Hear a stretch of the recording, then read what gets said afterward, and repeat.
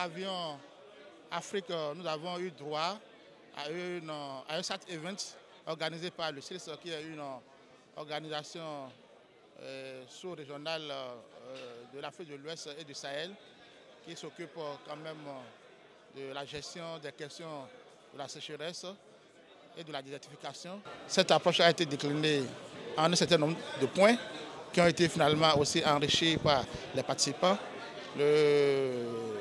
Le présentateur a beaucoup insisté sur 4 points.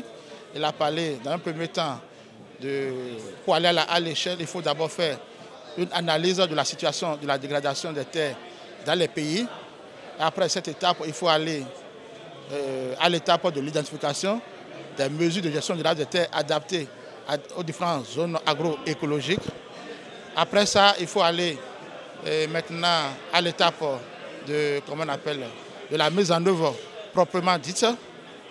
Et aussi, il a fini cette étape de mise à échelle par les différents outils d'évaluation qu'il faut mettre en œuvre pour évaluer les actions qui sont menées.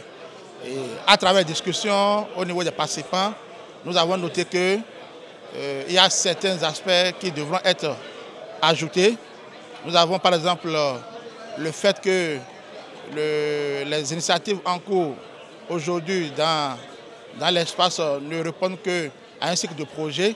Et à la fin des projets, tout tombe à l'eau et il faut reprendre. Donc il y a eu l'aspect de la coordination. Il faut au niveau institutionnel des structures qui vont coordonner la gestion durable des terres dans les pays.